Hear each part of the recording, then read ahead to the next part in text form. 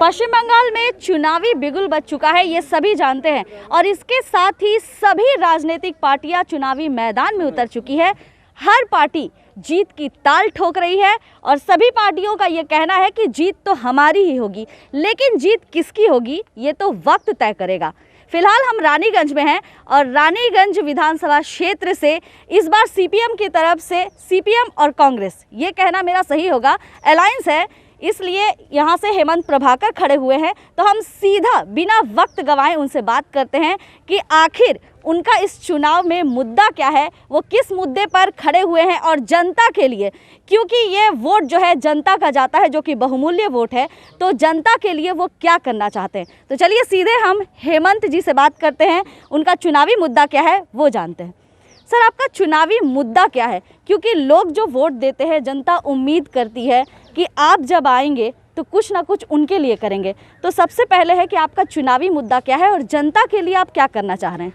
मैं सबसे पहले आपके चैनल के माध्यम से रानीगंज वासियों को मैं अपना प्रणाम निवेदन करना चाहता हूं, श्रद्धा उनके प्रति अर्पण करना चाहता हूं। और आप देख रहे हैं कि जिस तरह राजनीतिक माहौल देश एवं बंगाल का है, विशेष करके बंगाल का, खेला होवे जो टीम तैयार करके खेला होवे बोल रही थी, उनका टीम का प्लेयर आधा घसक गया, टिकट लेके भाजपा में चला गया। जो कल तक चोर बोले जाते थे, आज भाजपा के कमल फूल में जाके सीना ताल ठोक के खेला हुए बोल रहे हैं। हमारे लिए राजनीति खेला नहीं है, राजनीति हमारे लिए रिस्पॉन्सिबिलिटी है। ये पुराना इलाका है हरदन बाबू का, वंशगोपाल चौधरी का, विकास चौधरी का। इस इलाका बराबर वामपंथियों का गढ़ रहा है। इसलिए मैं कहना चाहूँगा, ये जो फूल बदल हो रहा है, ये जो दोनों फूल मिलकर अप्रैल फूल हमारी जनता के साथ खेल रही है, हमारे लिए राजनीति खेला नहीं, हमारे लिए मुद्दा है रोजगार चाहिए। मैं नौजवान कैंडिडेट हूँ, उम्मीदवार हूँ, डीवाईएफआई करता हूँ और यहाँ के नौजवानों का दर्द से जुड़ा हुआ हूँ। आप देखे होंगे कि 99 में आंदोलन करते हुए एक लड़का मैदुल इस्लाम मिद्दा का प्राण चला गया। इसलिए रोजगार चाहिए, महंगाई कमाना पड़ेगा हमारे लिए। यहाँ पर किसानों को फसल का कीमत देना पड़ेगा। इंडस्ट्रियल बेल्ट है, कोयला खदान को बीजेपी प्राइवेटाइजेशन कर रही है, अदानी अंबानी के पास बेच रही है, किसानों की ज़मीन को बेची है और इसको तृणमूल कांग्रेस भी समर्थन करती है। इसलिए दोनों पार्टी में कोई अंतर नहीं है, एक ही पार्टी है, इसको बीजेमूल कहना ही होगा। लेकिन हमारे लिए राजनीति सत्ता दखल का लड़ाई नहीं है, हमारे जन्य क्षमता दखल है। हमारे लिए है कि हमारा रिस्पॉन्सिबिलिटी बढ़ेगा, रोजगार चाहिए, महंगाई को कम करना पड़ेगा और इंडस्ट्रियल बेल्ट में कोयला के निजीकरण के खिलाफ लड़ाई होगा। हमारे यहाँ का जो मजदूर है उनको मजदूरी, आप जानते हैं कि हम लोग लड़ रहे हैं 21,000 रुपये मजदूरी के लिए, वो चाहिए। बेरोजगारी भत्ता चालू करना चाहते हैं। और सबसे बड़ा रानीगंज का जनता का जो समस्या है, ये तृणमूल कांग्रेस जो निकम्मी सरकार है, और रानीगंज की जनता की संवेदना को दरकिनार करके हमारा यहाँ का जो पुराना म्यूनसिपलिटी था, रानीगंज शहर एक गौरवमयी उनका इतिहास रहा है, वो म्यूनसिपलिटी को ये कॉर्पोरेशन से जोड़ दिया। आज एक सर्टिफिकेट लेने के लिए यहाँ की जनता को आसनसोल जाना पड़ता है। इसलिए पानी की समस्या है।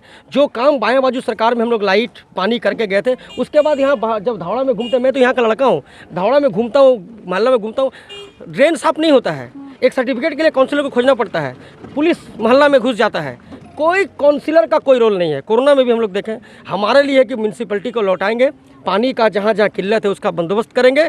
टैक्स इतना बने बुरी तरह से बढ़ाया गया है, लूटा गया है रानीगंज का जनता को, इसलिए टैक्स को कमाएंगे। रानीगंज का जनता का जो प्रॉब्लम है, विशेषकर ट्रैफिक देखें रानीगंज में, आप बदतर अवस्था हो गया है। हम लोग बाईपास के लिए लड़ाई किए हैं, वामपंथी लोग, उस बाईपास को बनवाएंगे और रानीगंज का जनता का पास हम लोग पहुंचेंगे, घर घर पहुंचेंगे। उनकी तरह वोट में आके चल जाना नहीं, कोई नहीं आता है यहाँ पर देखने के लिए। हम लोग जनता का दर्द, रानीगंज का जनता का दर्द हम लोग समझते हो, दर्द को बांटेंगे और ये जीती अगर हम तो जरूर जीतेंगे। और मैं जानता हूँ कि इस लड़ाई में भाजपा और तृणमूल दोनों को शिकस्त देंगे और मैं नहीं जीतूंगा, जीतेगी रानीगंज की जनता।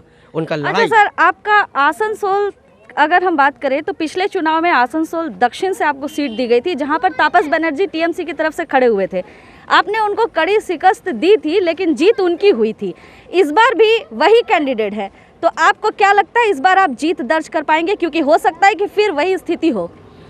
इस बार हम लोग जरूर जीतेंगे। पिछला बार भी बंगाल में चुनाव हो रहा है कहाँ, आप अगर पता होगा कि पिछला बार बीजेपी तृणमूल दोनों मिलके, वो जो कर्नल दीप्तांशु चौधरी बीजेपी से खड़ा हुए थे, वो तृणमूल को हेल्प करने के लिए आए थे। वो देखिए वोट का बाद ही तृणमूल में चले गए और वहाँ पर जो धर्मपुर, ये जो दूसरा सा इलाका है, बूथ लूट हुआ था। सोहरावली रानीगंज में उनका वाइफ कैंडिडेट थी, वहाँ जाके तापस बनर्जी को वोट लूट करके जिताए थे। तापस बनर्जी नहीं जीते थे। अगर बंगाल में ठीक से चुनाव होगा तो तृणमूल कांग्रेस 2016 में ही हारती और इस बार करारा शिकस्त मिलेगा। मिलेगा। बंगाल की जनता लाल झंडे के साथ, किसान, मजदूर, छात्र, नौजवान तैयार है। इस बार करारा जवाब मिलेगा उनको। और मुझे यकीन है कि तृणमूल अगर बंगाल से हारेगी, गोरू घास थाक ले, घास रहने से गाय आती है, घास जाएगा तो गाय अपने आप चला जाएगा। तृणमूल अगर हारेगा, क्योंकि ये देखिए मंदिर मस्जिद का मुद्दा करके लड़ी है ना। 34 साल वाम फ्रंट सरकार था, कभी दंगा नहीं हुआ। यहाँ पर ताजिया भी निकलता था, रामनवमी का रैली भी होता था। कैसे नेता है जो एक रामनवमी का रैली नहीं निकाल सकते हैं? यहाँ पर झमेला हो जाता है, हिंदू मुसलमान हो जाता है, मंदिर मस्जिद हो जाता है। असल में रोटी, सत्ता का रोटी चमकाना है उनको। इसलिए तृणमूल हारेगी, भाजपा खुद ब खुद कटेगा। वो पहले ये RSS बीजेपी का कैंपेन था, आगे राम बाम। तुम कौन हो भाई? वोट जिसको देगा वही आएगा ना। तो आप ये कितना आदमी को उल्लू बनाइएगा, ये आदमी समझ गया है। वहाँ पर किसान लोग देख रहे हैं, आंदोलन 100 दिन से बैठा हुआ है। मोदी जी का दाढ़ी बढ़ गया, लेकिन किसान का आंदोलन भी बढ़ रहा है। इसलिए करारा जवाब मिलेगा। बंगाल में चोरों की रानी ममता हारेगी, और जिन चोरों को लेकर भाजपा पार्टी बना रही है उनको भी करारा जवाब मिलेगा, और यहाँ से लाल झंडा जीतेगी। सवाल ये है सर कि अगर लोकसभा चुनाव की हम बात करें तो लोकसभा चुनाव में वामफ्रंट को सीट नहीं मिली, तो इस बार आप क्या ऐसी नीति अपनाएंगे जो आपको लगता है कि जीत मिलेगी? मैं रानीगंज की बात नहीं कर रही हूँ, मैं पूरे बंगाल की बात कर रही हूँ, क्योंकि रानीगंज लाल दुर्ग रहा है, मैं इसकी बात नहीं कर रही हूँ। लेकिन अगर बंगाल में आप बोल रहे हैं कि वामफ्रंट की सरकार आएगी, तो आप ऐसी क्या नीति, पार्टी आपकी क्या नीति अपनाएगी जो जीत दर्ज करेगी? क्योंकि लोकसभा चुनाव की हम बात करें तो एक लाल दुर्ग नष्ट हो चुका है। देखिए, ये तो कोई A+B का होल स्क्वायर का सरलीकरण फार्मूला नहीं है। लोकसभा चुनाव के पहले आज जो भाजपा बंगाल में सरकार बनने का दावा करती है, लोकसभा चुनाव के पहले उनका कोई अस्तित्व नहीं था। ये बात नहीं है, असल में मुद्दा बदल रहा है। इतना दिन मंदिर मस्जिद दिमाग में बैठा हुआ था तो चल जा रहा था, भाजपा का भी चल जा रहा था, तृणमूल का भी चल जा रहा था। अब आदमी रोटी चाहता है, आदमी रोजगार चाहता है। पेट में भूख लगता है ना, तो जय श्री राम या अल्लाह अकबर नहीं निकलता है। पेट में भूख लगता है तो आवाज़ आती है, रोटी दो, रोजगार दो। अगर किसी गरीब का घर में चूल्हा नहीं जलता है ना, तो समझिए उनसे भगवान भी उनका दर्शन नहीं होता है। अरे गरीब आदमी के लिए उसका रोटी, उसका रोजगार, यही मूल मुद्दा है। ये जनता समझ गई है। अब उनका सत्ता के नाम पे, धर्म के नाम पे, राम के नाम पर अपना उल्लू सीधा कर रहे हैं। राम को किन की पड़ी है? अपना माँ बाप का फिक्र नहीं है भाजपा वालों को। अपना रोटी सेक रहे सत्ता का। बाबुल सुप्रियो जी MP है, कितना बार आए यहाँ पर? मेरा भाई लोग खड़ा है, पूछ लीजिए। एक बार भी कोरोना में भी देखने नहीं आए। सांसद है 7 साल से, इस बार जरूर शिकस्त खाएंगे भाई। और तृणमूल के नाम पर ममता बनर्जी का फोटो, आई कार्ड दिखा के कितना दिन भाजपा अपना सेटिंग पॉलिटिक्स चलाएगी? नहीं चलेगा। आप देखो, चुनाव के बाद सबको राम याद आता है, और चुनाव जब कट जाता है मोदी ममता मिल के मीटिंग करती है। तो देखा हुआ है, मोदी जी उतरते हैं तो गुलदस्ता लेके ममता जाती है और बोलती है, वो तो मोदी जी बोले हैं कि चेहरा क्या देखती हो, दिल में उतर कर देखो ना। तो ममता दीदी बोली है कि दिल की चीज़ क्या है, आप मेरी जान लीजिए, बस एक बार मेरा कहा मान लीजिए। 60,000 करोड़ रुपया का गबन किया तो लालू यादव जी जेल में है। इतना बड़े अंतर्राष्ट्रीय स्तर के नेता क्यों PC जेल में नहीं है? क्यों भाई जेल में नहीं है? यही मोदी जी मीटिंग करके पोलो ग्राउंड में मिले थे, हम लोग को भी लगा था कि ममता जेल में जाएगी। क्यों नहीं ममता जेल में है भाई? और जिनको जेल जाना था आप तो उनको लेके रोड शो कर रहे हैं। हम लोग अगर आएंगे तो शारदा नारदा का पैसा वसूल करेंगे, और ये जो लोग भाजपा और तृणमूल के चोर और गुंडे आज गाड़ी में, सरकारी गाड़ी में घूर के रोड शो कर रहे हैं, उनको जेल में परेड कराएंगे हम लोग, और जनता का पैसा वापस मिलेगा। विभाजन की नीति की आप बात कर रहे हैं, बीजेपी विभाजन की नीति अपना रही है। आपका ये कहना है कि बीजेपी विभाजन की नीति अपना रही है, तो इस पर आप कितना हद तक आपको लगता है कि ये सही बात है? क्योंकि विपक्ष बार बार आरोप लगा रहा है बीजेपी पे कि वो विभाजन की नीति अपना रही है, तो इस पर आप क्या कहेंगे? देखिए, बंगाल में ये चीज़ नहीं था। बंगाल में ज्योति बसु को सरकार चलाने के लिए ना कभी इंशाअल्लाह बोलना पड़ा, ना कभी जय श्री राम बोलना पड़ा। बुद्ध बाबू ये काम नहीं किए। ये जो जाति पाति का राजनीति, इसको बंगाल में ममता लेके आई। आप सोचिए, वोट पाने के लिए खिजाब पहन के मस्जिद में चला जाना। आज अब्बास सिद्दीकी इसी लड़ रहा है ना, इंडियन सेकुलर फ्रंट से हम लोग समझौता किए हैं। और इसी ममता का ये जो गलत राजनीति है, इसी से यहाँ पर हिंदू का सेंटिमेंट को भड़का के भाजपा अपना रास्ता क्लियर की है। लेकिन एक बात तय है, उनका भी नाटक नहीं चलेगा, और टिक्का लगा के ही जो राजनीति कर उनका भी नाटक नहीं चलेगा। 100 दिन से जो किसान आंदोलन कर, उसमें क्या हिंदू नहीं है? मनीषा वाल्मीकि का हाथरस में योगी आदित्यनाथ मुख्यमंत्री है ना, हाथरस में कांड होता है, एक दलित की बेटी को मार दिया जाता है जला के। उसका बाद वहाँ से जेल से निकलता है आसामी खूनी, और निकल के उसका बाप को गोली मार देता है। और यहाँ पे बोलते सोना का बंगला बनाएंगे। आप PP सोना का बनाए, आप हरियाणा सोना का बनाए, आप गुजरात में भाजपा सोना का बनाए। तो विभाजन की राजनीति को बंगाल में ममता जन्म दी है, और उसको पूरा क्रीम जैसा पॉलिश किया भाजपा। दोनों हारेंगे, शिकस्त पाएगी ममता, सीट नहीं मिलेगा, और ममता हारेगी तो खुद भाजपा हारेगी। और एक सवाल है मेरा, आप देखिएगा, देखिए ये जो दोनों हैं, ये भाई बहन है। वो राम नहीं है, रावण है, और इनकी बहन शूर्पणखा है। पूरे देश में रावण और शूर्पणखा का सरकार चल रहा है, इसलिए दोनों हारेंगे। अच्छा, आप अक्सर देखे होंगे चुनाव जब आता है तो ममता बनर्जी जो है वो किसी ना किसी टॉलीवुड अभिनेत्री को लाकर यहाँ खड़ा कर देती हैं चुनाव लड़ाने के लिए। तो क्या लगता है कि ये उनका जो डिसीज़न है सही है? क्या लोग जो है सिर्फ वो अभिनेत्री है इस वजह से वोट देते हैं? नहीं, ऐसी बात नहीं है। देखिए, राजनीति करने का अधिकार सबको है, कोई अभिनेता हो चाहे एक्ट्रेस हो कर सकता है, लेकिन हम लोग देखिए ये फेल हुआ है। अमिताभ बच्चन जैसे अभिनेता को संसद में हाथ जोड़ के बोलना पड़ा कि ये मेरी जगह नहीं, ये फिल्म इंडस्ट्री मेरी जगह है।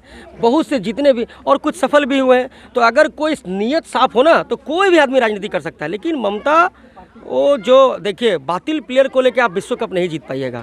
वो रिजेक्टेड फिल्म इंडस्ट्री से जो लोग हैं उनको लेके वो राजनीति में आ रही है। ये नहीं चलेगा, बंगाल में नहीं चला है। फेल हुआ देवश्री राय। लोगों को लगा था कि देवश्री राय है वो तो क्या बोलिएगा, चुनावी मुद्दा में ये तृणमूल कांग्रेस ऐसा लेकर था कि हमार मायर आत्मार शांतिर जन्य वोट दिन। कोई बोलता है मुझे फ्री में देखने के लिए वोट दो। अब फ्री में देखने के लिए वोट नहीं मिलेगा। इस बार तृणमूल कांग्रेस का पॉलिटिक्स मार खाएगा, एकदम सीट नहीं उनको मिलेगा बंगाल में।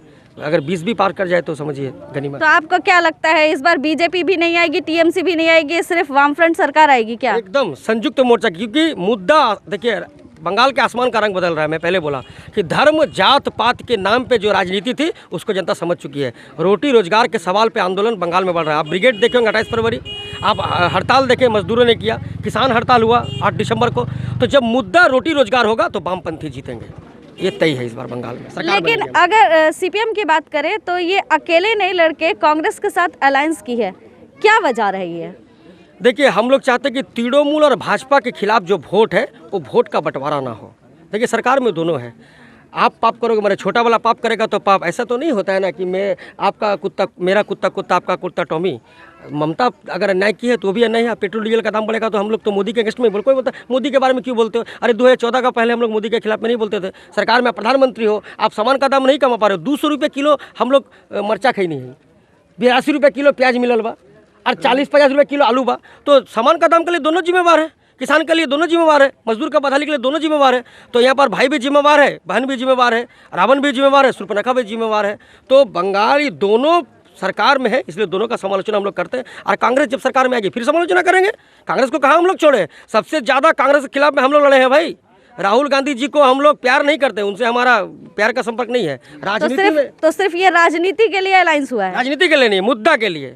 आज भाजपा और तृणमूल कांग्रेस दोनों जनता के बदहाली के लिए जिम्मेवार है। जनता खुश नहीं है, अच्छे दिन नहीं आए जनता का। अगर कांग्रेस इसका 2014 का पहले मनमोहन सिंह के खिलाफ में हम लोग बोलते थे, गलत करते थे। आज हम लोग चाहते हैं बंगाल में तृणमूल और बीजेपी के खिलाफ में जो वोट है वो वोट का बंटवारा ना हो। एक जगह अगर वोट पड़ेगा दोनों हारेगा। देखिए, हमारे चैनल के माध्यम से आप जनता को क्या कहेंगे, क्योंकि रानीगंज की जनता भी देख रही है, बाहर की भी जनता देख रही है। तो आप रानीगंज सीट से खड़े हुए हैं, इसमें आप जनता से क्या अपील करना चाहेंगे? प्रथमे रानीगंजेर मानुषके आमार अंतर थेके श्रद्धा। रानीगंजेर मानुष चेतना सम्पन्न मानुष, यहाँ का जनता पूरा बंगाल को रास्ता दिखाता है। अपनारा भावुन जखन सन्त्रस्त एलाकाते तृणमूल जीतছে, 2011 में भी हम लोग ज़्यादा मार्जिन से नहीं हारे थे और 16 में हम लोग जीते हैं। तो बंगाल का जनता यशस्वी जनता है। यहाँ का जनता का रंग रूप अलग है। ये मिनी भारत वर्ष है। यहाँ पर हिंदू मुसलमान का मुद्दा नहीं चलता है, एक साथ मिल के रखते हैं, एक साथ शिव चर्चा भी करते हैं, एक साथ ताजिया भी निकलता है। यहाँ पर पिरवा का मेला में भी जाते हैं। तो ये हमारी संस्कृति है, भारत की संस्कृति मिनी भारतवर्ष बोलते हैं। तो रानीगंज की जनता को संदेश देना चाहेंगे कि आपका पुराना हक हम लौटाएंगे, रानीगंज म्यूनसिपलिटी लौटाएंगे। रेशन कार्ड बहुत आदमी का नष्ट हुआ है, उसको लौटा के लेके आएंगे। पानी का समस्या को हम लोग पूर्ण करेंगे, बाईपास ट्रैफिक का समस्या समाधान होगा और रोजगार सबसे अहम मुद्दा है। कारखाना बनाएंगे। बल्लभपुर में प्रस्तावित कारखाना हम लोग इतना दिन बंस को काहे संभाल के रखें? इतना खराब लगता है कि तृणमूल कौन बोलता है कि दीदी कारखाना खोलबे। दीदी आया तो सब कारखाना खोल के बेच दिया और उसका प्रतिवाद बाबुल सुप्रियो भी नहीं कर रहे। केंद्रीय मंत्री करना चाहिए था ना, उनको भी तो इंडस्ट्री लेके आना चाहिए था ना। उनको जनता से अगर प्यार होता, कहो ना प्यार है, गाना लेके आप वोट ले लिए। लेकिन आप तो तृणमूल का प्रतिवाद नहीं किए। एक चिट्ठी भी बाबुल सुप्रियो वो क्या करेंगे? वो हिंदुस्तान केबल बोले तो वो नहीं खोले। इसलिए कल कारखाना बना के रोजगार देना। हम नहीं चाहते कि मेरा रानीगंज जनता किसी के पास भीख लेके खड़ा हो अपना हक से। अरे मंत्री मोदी ममता कौन बनाता है? यही लोग हैं जो बनाते हैं। लाइन में वोट, लाइन में अदानी अंबानी वोट नहीं देता है। ये दुख की बात है, दुर्भाग्य है कि वोट लेने का सामने किसान मजदूर का फोटो, अब वोट जब चल जाता है तो अदानी अंबानी का गोद में आके बैठ जाता है। ये नहीं चलेगा। रानीगंज का जनता को उनका जो हक है वो हक मिलेगा, वाम मोर्चा की अगर सरकार बनेगी तो। आपने हेमंत प्रभाकर जी ने ताल ठोकते हुए कहा है कि जीत तो उनकी ही होगी। सिर्फ रानीगंज की बात नहीं है, उन्होंने कहा है कि पूरे पश्चिम बंगाल में वामफ्रंट की सरकार फिर से आएगी। 34 साल का इतिहास रहा है वामफ्रंट का, 34 साल तक वामफ्रंट ने राज किया है। और हेमंत प्रभाकर जी से जिस तरह से बात हुई है, इससे उन्होंने जीत का दावा किया है। लेकिन ये वक्त तय करेगा कि वामफ्रंट की सरकार पश्चिम बंगाल में बनती है या नहीं बनती है।